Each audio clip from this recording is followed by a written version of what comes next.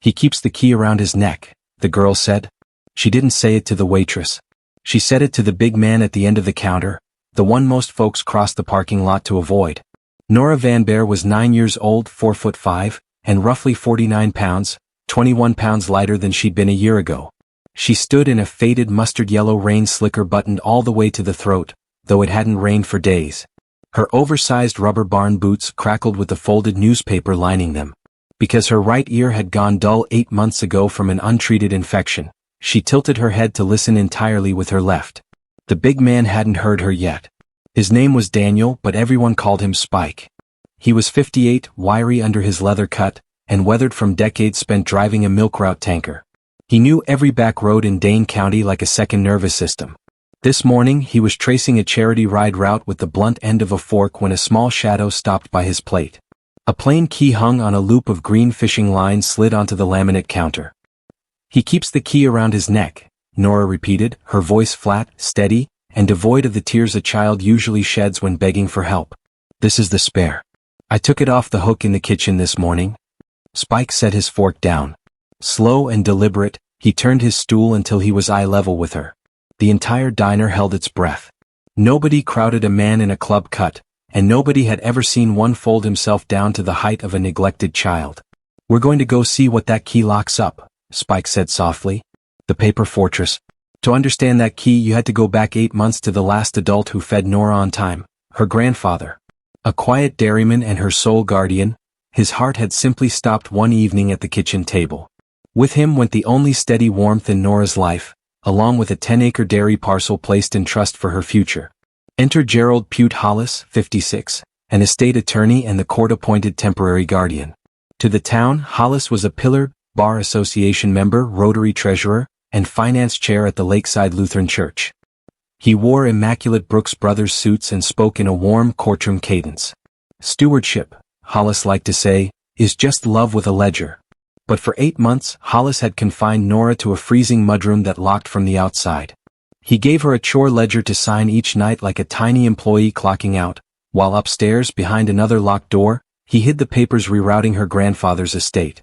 The 10-acre parcel was quietly liquidated, her medicine money vanished, and her meals dwindled to once a day.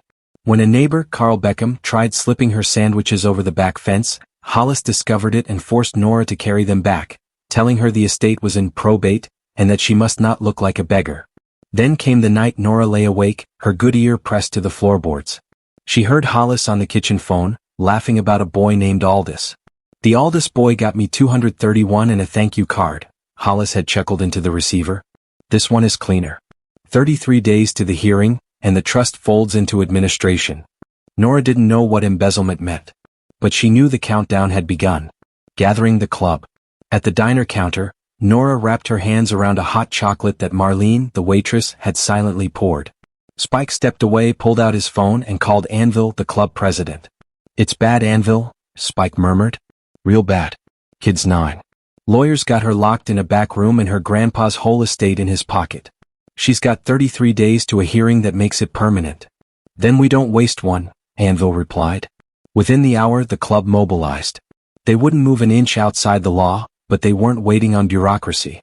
First came Tomas Ruiz, road name Ledger, a former federal forensic accountant. Then Wendell Pine, Doc, a retired EMT. Next was Gina Marsh Sparrow, a fierce family court advocate who had aged out of foster care herself, and Roy Decker, Flint, a process server who could track a paper trail through a brick wall. Doc was the first to arrive. He sat a seat away from Nora, his trained eyes registering the dulled ear, the split knuckles, and the way she shivered despite the warm room. She's running on empty, Doc whispered to Spike. We don't have 33 days. Her body's keeping its own clock, and it's running faster than his legal calendar. Sparrow arrived next with a manila folder, having pulled the public guardianship dockets on her drive over. He filed for guardianship before the grandfather was even in the ground, Sparrow said, her jaw tight. He's been billing the estate for minor care, month after month, invoicing the dead man's money while the child starves. He thinks the clean paperwork protects him. Invoicing the cruelty. By nightfall, the back room of the Daybreak Cafe had become a war room. Marlene locked the front doors and brought fresh coffee. Aldous is my late husband's people, Marlene told Spike quietly. A couple years back there was a boy. Everyone said pneumonia. We all agreed not to think too hard about it. Ledger spread the financial documents across the tables, his eyes narrowing as the numbers told the true story of the $478,000 estate. Stolen funds asset allocation. Amount. Milwaukee card room, gambling markers. $164,000. Hidden lakefront timeshare. $138,000. Restored 1967 Pontiac, rented barn. $80,000. Total diverted assets. $382,000. He didn't take it all at once, Ledger said, tapping the pages.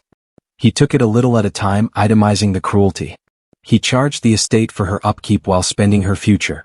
He also amended the life insurance policy 4 weeks before the grandfather's death, routing the payout directly to his own controlled account. Meanwhile, Sparrow tracked down Diane Ostrander, the school nurse who had logged Nora's drastic weight drop months ago. Tearfully, the nurse confessed that when she tried to escalate the report, the administration warned her that Hollis was an officer of the court. She was told she would lose her certification if she cried wolf about a pillar of the community. 33 days left. The pieces of the puzzle had finally slammed together. Armed with a child's brave testimony, a mountain of ironclad financial fraud data, and the tragic ghost of the Aldous boy, the Hells Angels had everything they needed. They had 213 riders ready to line the courthouse square, $478,000 in stolen funds to recover, and exactly 33 days to dismantle Gerald Hollis. Spike walked back to the booth where Nora sat, looking small but unbroken. He knelt again, his leather vest creaking, looking directly into her eyes. "You're not going back to that house, Nora," he said, his voice a steady anchor. "You're sleeping somewhere warm tonight. The papers don't own you anymore. You've got the whole club behind you now."